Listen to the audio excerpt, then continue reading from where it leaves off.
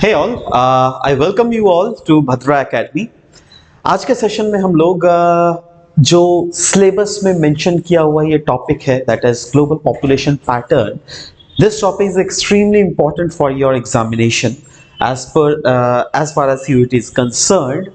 सो आज के सेशन में हम लोग इसी के बारे में डिस्कस करेंगे दैट ग्लोबल मतलब दुनिया में पॉपुलेशन का पैटर्न कैसा है। नाउ हम लोग तो पता है दैट रफली 8 बिलियन पॉपुलेशन है, पर इस पॉपुलेशन में भी ऐसा तो नहीं है ना दैट दुनिया में हर एक कंट्रीज में इक्वली पॉपुलेशन डिस्ट्रीब्यूटेड है।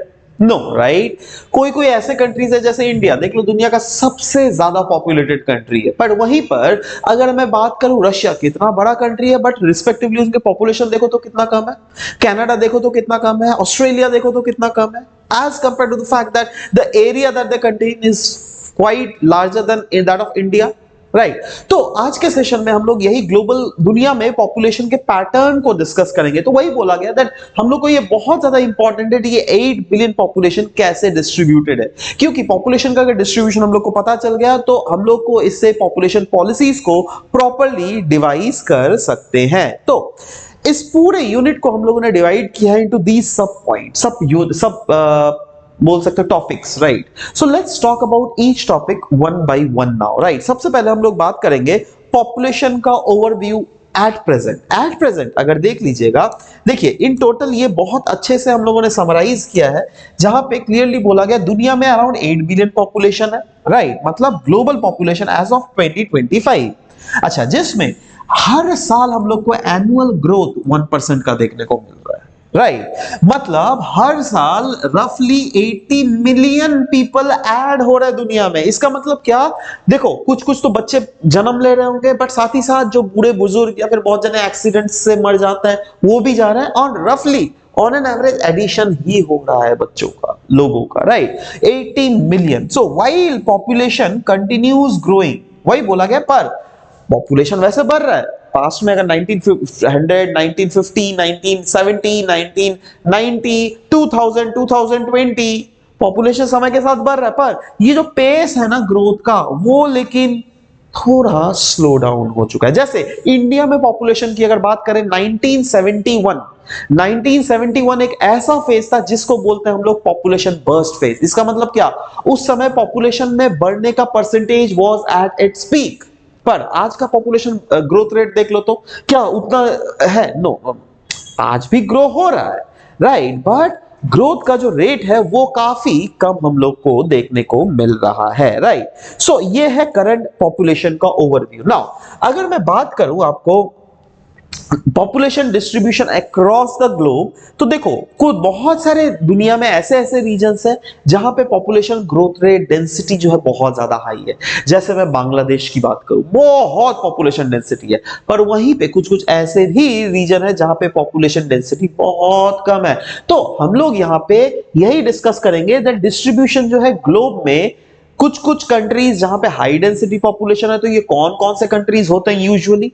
कुछ कुछ कंट्रीज जहां पे लो डेंसिटी ऑफ पॉपुलेशन है, ये कौन कौन से कंट्रीज होते हैं usually. Let's talk about it. Asia, सबसे पहले अगर बात करें एशिया में over 60% of the world population तो एशिया में ही है, पर आपको पता है दैट एशिया जो है ओवरऑल सबसे ज्यादा पॉपुलेटेड कंट्री भी है, मतलब सॉरी कॉन्टिनेंट भी है मैं बोलूं तो वही तो बोला गया है ना। क्यों है? क्योंकि ये बहुत सारे रीजन कोस्टल रीजन है, बहुत सारे रीजन रिवर वैलीज रीजन है, बहुत सारे रीजन के फेवरेबल क्लाइमेट है which is extremely important for us, right? कुछ कुछ ऑफ यूरोप भी काफी ज्यादा अर्बनाइज्ड एरिया, पर वहीं पर अगर लो डेंसिटी रीजन की बात करूं तो वैसे रीजन जो क्या पोल के आसपास है, पोलर रीजन, अंटार्कटिका ले लो या फिर आप साइबेरियन रीजन ले लो, वहां पे बहुत कम है। सहारा, अरेबिया, गोबी डेजर्ट, ये डेजर्ट वाले एरियाज में तो यार जब पानी नहीं होगा, पेड़ पौधे नहीं होंगे, साग सब्जी नहीं उगेगा, तो लोग कहां से रहेंगे वहां पर, राइट? तो ये वाला भी रीजन में कम है। माउंटेनियस रीजन में भी लोग कम रहता है। आप चले जाओ तो माउंट एवरेस्ट में कौन किसका घर बना के रहता है, नहीं रहता है, राइट? तो वही बोला गया हार्श क्लाइमेटिक इन्वायरमेंट वाले रीजन में जो है ना यूजुअली लो पॉपुलेशन रहता है। मतलब ओवरऑल पॉपुलेशन का जो डिस्ट्रीब्यूशन है बहुत हद तक ज्योग्राफी और क्लाइमेट कोई भी रीजन का डिसाइड करती है ना। हम लोग को समझना पड़ेगा पॉपुलेशन डेंसिटी को प्रॉपर्ली। तो देखो पॉपुलेशन डेंसिटी का मतलब क्या होता है, दैट एक पर्टिकुलर एरिया में कितने ज्यादा पॉपुलेशन है। जैसे यहाँ पे देखो ये एरिया 1, एरिया 2, एरिया 3, एरिया 4, तो हम लोग को क्लियरली दिख रहा है 2 एंड 3 वाले एरिया में काफी ज्यादा पॉपुलेशन डेंसिटी है, बट क्या 1 और 4 में है? नहीं ना। तो वही बोला जा रहा है दैट पॉपुलेशन डेंसिटी क्या है। पॉपुलेशन डेंसिटी अगर देख लोगे वो है how many people are living in per unit area, that is population density. Global average अगर देख लोगे, दुनिया का एवरेज, ऑन एन एवरेज दुनिया में जितने पॉपुलेशन है और दुनिया का जितना एरिया है उसके हिसाब से 60 to 70% पर स्क्वायर किलोमीटर जो पीपल है वो लोग रहते हैं। मतलब ये दुनिया का पैटर्न है ओवरऑल। बट सबसे ज्यादा डेंसली पॉपुलेटेड रीजन कौन है? कंट्रीज लाइक बांग्लादेश, और ऐसे south Asian countries in general भी बोलूं तो बहुत ज्यादा, जैसे इंडिया भी ले लो, यहाँ पे पाकिस्तान भी ले लो, ये सब कुछ कुछ ऐसे रीजन है जहां पे पॉपुलेशन डेंसिटी बहुत ज्यादा है। पर वहीं पर लोएस्ट डेंसिटी भी बहुत सारे रीजन्स में, जैसे मंगोलिया, अराउंड 1 स्क्वायर किलोमीटर में सिर्फ 2 लोग। अरे डेजर्ट ही डेजर्ट है भाई, ये तो कहां से लोग रहेंगे? कनाडा, ऑस्ट्रेलिया, बहुत सारे एरियाज तो बिल्कुल अनइनहैबिटेड है, राइट। तो ये चीज है पॉपुलेशन डेंसिटी। नाउ सवाल होता है दैट क्या ऐसे फैक्टर्स होते हैं जो क्या पॉपुलेशन डेंसिटी को ड्राइव करते हैं। मतलब जैसे कि मैं बोल रहा हूं कुछ कुछ कंट्रीज में पॉपुलेशन डेंसिटी ज्यादा है, कहीं पे कम है। क्यों, क्या ऐसा रीजंस है? सबसे पहला जो रीजन है वो है क्लाइमेटिक कंडीशन। कहीं ना कहीं टेम्परेट क्लाइमेट अगर देख लीजिएगा वो ज्यादा सपोर्ट करता है हाई पॉपुलेशंस को। जैसे regions like Europe, regions like South Asia, वो कहीं ना कहीं फेवरेबल वेदर पैटर्न के कारण काफी ज्यादा लोग वहां पे रहते हैं। वहीं पर natural resource, yes of course important है, फर्टाइल लैंड नेचुरल रिसोर्स है हमारे लिए, राइट। वहीं पर मिनरल रिसोर्स, फ्रेश वाटर, ये सब क्या है? अब अगर वाटर है, रिसोर्स है, रहने खाने पीने बिजनेस करने का अगर आपके पास सुविधा, आप क्यों नहीं वहां पे रहोगे? बिल्कुल रहोगे, राइट। और वही बोला गया river valleys and coastal areas historically supported larger population. वहीं पर अगर political stability one of the major region है, क्योंकि आप देखिएगा कोई भी उस टाइप के देश में नहीं रहना पसंद करेगा जो क्या पॉलिटिकली इनस्टेबल एरिया। चलो आपको मैं ऑप्शन दे रहा हूं, गाजा में चले जाओ, रहोगे? नहीं ना। आपको पता है अरे आज जिंदा हो कल नहीं हो, है ना, कुछ भी हो सकता है ना। मैं इन जनरल क्या बोलना चाह रहा हूं दैट कल जैसे कोई ऐसा रीजन, अगर आपको पाकिस्तान ही बोल दिया जाए चलो जाओ तो पाकिस्तान में, है ना, मैं आपको यहां से ट्रिपल लैंड दे दूंगा, आप नहीं जाना चाहोगे क्योंकि आपको पता है कल को कहीं पर भी बम फट जाएगा। अरे पॉलिटिकली इनस्टेबल रीजन है ना, अगर आपको बांग्लादेश भी भेज दूंगा तो वहां पर भी आपको डर लगेगा, राइट। सो देखो क्या है ना दैट अनस्टेबल एरिया में लोग नहीं जाना पसंद करें, वहीं पर पॉलिटिकली स्टेबल एरिया में लोग क्यों भागना पसंद करते हैं? यूरोप क्यों भागना जाते हैं? अमेरिका, क्योंकि स्टेबिलिटी है वहां पर, राइट। तो वही बोला गया पॉलिटिकल स्टेबिलिटी। इकोनॉमिक अपॉर्चुनिटी तो खैर है ही, आपको तो पता ही है यूरोप एंड नॉर्थ अमेरिका में लोग क्यों जाते हैं, ये सब के रीजंस के कारण। तो सवाल होता है हिस्टोरिकली अगर पॉपुलेशन का ग्रोथ ट्रेंड देख लीजिएगा समय के साथ साथ, अगर नरेशन अगर है तो ये है प्री इंडस्ट्रियल एरिया से इंडस्ट्रियल रिवॉल्यूशन वाले फेज, 20th सेंचुरी का समय और मॉडर्न के समय क्या क्या पॉपुलेशन का ग्रोथ। तो pre industrial area, industrial evolution के पहले वाला समय में ग्रोथ स्लो था, है ना, with periodic stagnation due to famines, wars and disease outbreaks. पर वहीं पर अगर इंडस्ट्रियल रिवॉल्यूशन के समय अगर मैं बात करूं तो सिग्निफिकेंट एक्सलेरेशन देखने को हम लोग को मिला, क्योंकि टेक्नोलॉजिकल एडवांसमेंट हुआ, एग्रीकल्चर, मेडिसिन, सैनिटेशन सब चीज में इंप्रूवमेंट हुआ। 20th सेंचुरी की अगर बात करें तो रैपिड एक्सपेंशन हुआ पोस्ट वर्ल्ड वॉर 2, और वो मेनली उसका जो रीजंस था वो था रैपिड हेल्थ केयर का इंप्रूवमेंट, मोर्टेलिटी रेट में रिडक्शन, ये सब रीजंस। और आज का समय, मॉडर्न समय अगर देख लोगे तो आज के समय का पॉपुलेशन ग्रोथ रेट इन्फ्लुएंस किन किन फैक्टर्स के कारण हो रहा है? वो मेनली जो हो रहा है वो है डेवलपमेंट। क्योंकि अगर जैसे सोचो पहले अगर पहले का समय आज का समय, आज लोग क्या समझ रहे हैं ना, आज लोगों के पास ज्यादा पैसा है पर स्टिल लोगों के पास कम बच्चे हैं। क्यों? क्योंकि वो लोग सोच रहे थे कम बच्चों पर ही ज्यादा पैसा मैं इन्वेस्ट करूं, है ना। तो ये जिससे क्या ओवरऑल उनकी ग्रोथ भी हो सके फ्यूचर पर्सपेक्टिव में। तो ये सब चीज है। Next is demographic transition model की अगर बात करें तो डेमोग्राफिक ट्रांजिशन मॉडल एक ऐसा मॉडल है जो क्या बतलाता है दैट कोई भी कंट्री का डेमोग्राफी एक ट्रांजिशनल फेज से गुजरता है, सब समय एक नहीं रहता है, राइट।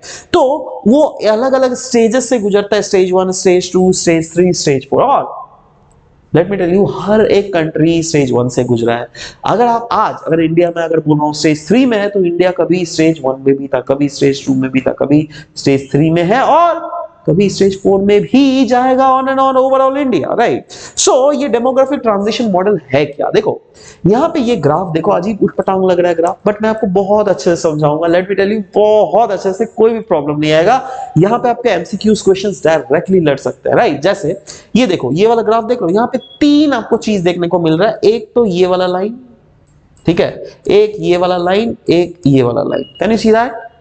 ऊपर वाला लाइन क्या है? ये पता है, ये है बर्थ रेट का लाइन, है ना, ये है डेथ रेट का लाइन, और ये है टोटल पॉपुलेशन का लाइन, ठीक है। तो बर्थ रेट अगर देखोगे हाई है, स्टेज 1 देखो, ये है स्टेज 1, ये है स्टेज 2, ये है स्टेज 3, ये है स्टेज 4, राइट।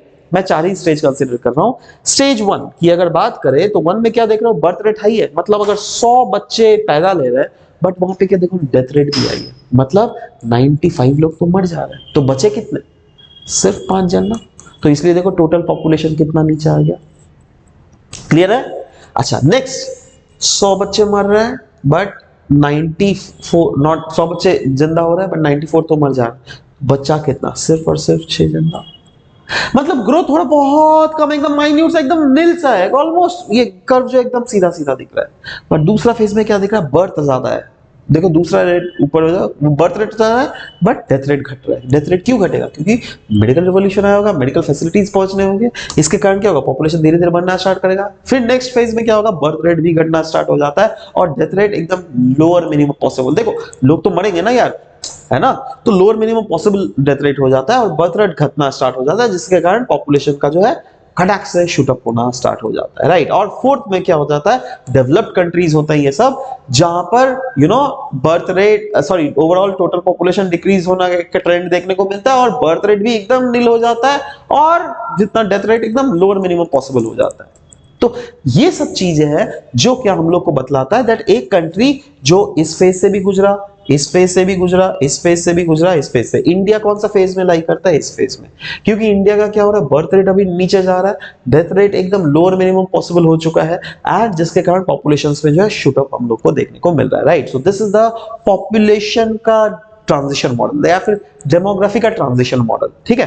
पर एक चीज देखो, डेमोग्राफिक ट्रांजिशन मॉडल में नीचे में देखो, यहाँ पे आपको कुछ पिरामिड्स काइंड ऑफ पिक्चर्स बनते हुए दिख रहे हैं। What are these pyramids?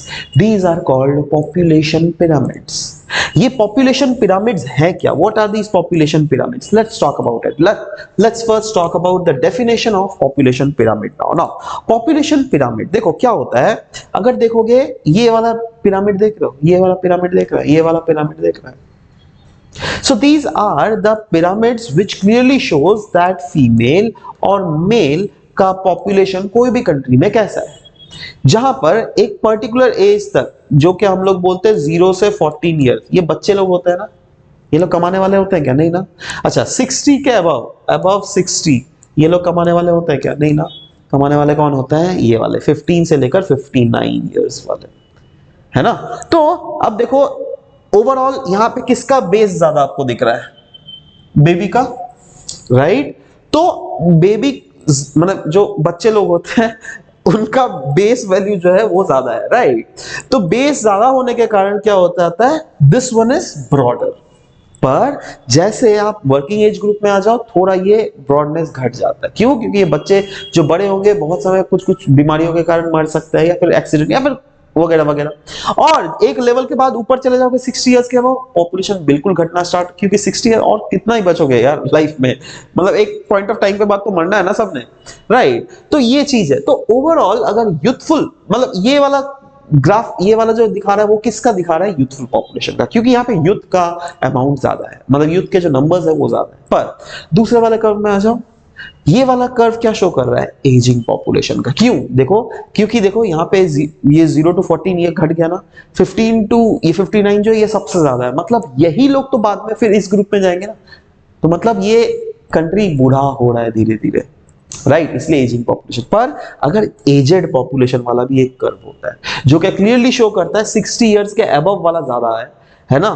ये तो बहुत कम गया और ये भी कम है, तो ये ऑलरेडी बूढ़ा हो चुका है, समझ रहे हो? तो ये एक पॉपुलेशन पिरामिड क्या बतलाता है? कोई भी देश के सोशियो इकोनॉमिक कंडीशंस को शो करता है एक population pyramid.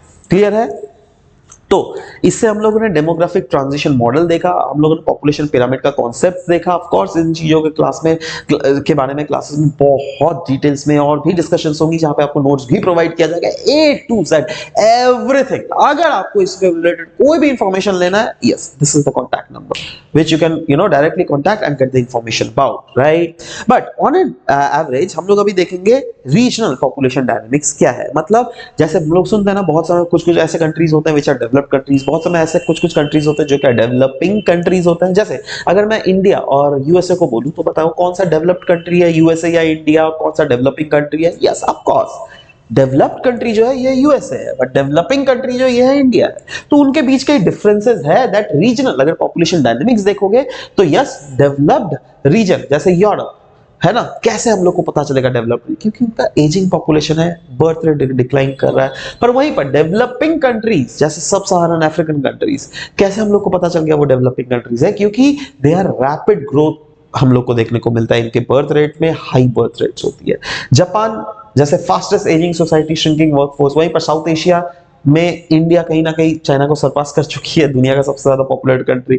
North America stable growth through immigration, Latin America moderate but slow growth कहीं ना कहीं हम लोग को देख। तो ओवरऑल ग्लोबल पॉपुलेशन स्टोरी जो है वो समय के साथ साथ, रीजन के साथ साथ चेंज होता रहता है। बट सवाल ये होता है दैट ये जो पॉपुलेशन चेंजेस होती है इसके कॉन्सिक्वेंसेस क्या है? देखो बहुत सारे मल्टीवैरिड कॉन्सिक्वेंसेस है। जैसे अगर पॉपुलेशन बढ़ेगा तो डिमांड बढ़ेगा, आपका पेड़ पौधे काट के आप घर बनाओगे, इन्वायरमेंटल इंपैक्ट हुआ क्या नहीं? डिफॉरेस्टेशन हो रहा है क्या नहीं? पॉपुलेशन होगा क्या नहीं? ज्यादा से ज्यादा इंडस्ट्री सेटअप करोगे तो यस।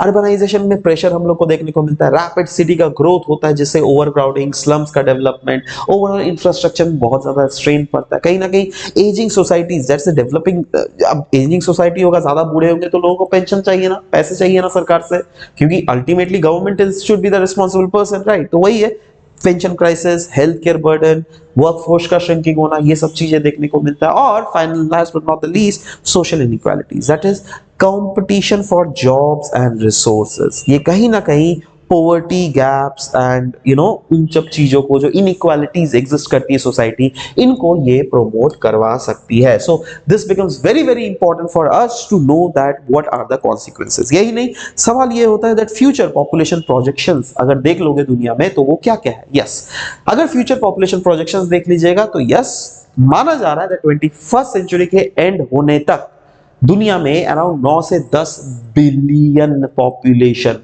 हो जाएगा, जिसमें अर्बन रीजन में मेजॉरिटी हम लोग को देखने को मिलेगा। That is 68% of the people will live in cities by 2050, up from 55% today. And African countries में अगर ग्रोथ देख लीजिएगा तो yes, African population will double by 2050, ऐसा माना जा रहा है। जो क्या ऑफ कोर्स दुनिया के ग्रोथ को अफ्रीका ही ड्राइव करने वाला है। इसलिए अभी देख लेना अब रिसेंट फेजेस में हम लोग को ये देखने को मिल रहा है, ज्यादा से ज्यादा कंट्रीज जो है ना अफ्रीका के पीछे पड़ी हुई है ना। तो ये चीज है दैट इन पॉपुलेशन पैटर्न को हम लोग को समझना बहुत ही ज्यादा जरूरत है, क्योंकि अगर इसको अच्छे से समझेंगे तो हम लोग यस, फ्यूचर में सस्टेनेबल ग्रोथ को भी इंश्योर कर सकते हैं, सस्टेनेबल डेवलपमेंट को भी इंश्योर कर सकते हैं, और साथ ही साथ ह्यूमन नीड्स को, इन्वायरमेंटल सस्टेनेबिलिटी को देखकर हम लोग फ्यूचर में पॉलिसीज फ्रेम आउट कर सकते हैं। So this was all about the discussion that we had for this very whole session. I hope that you liked it. Thank you guys.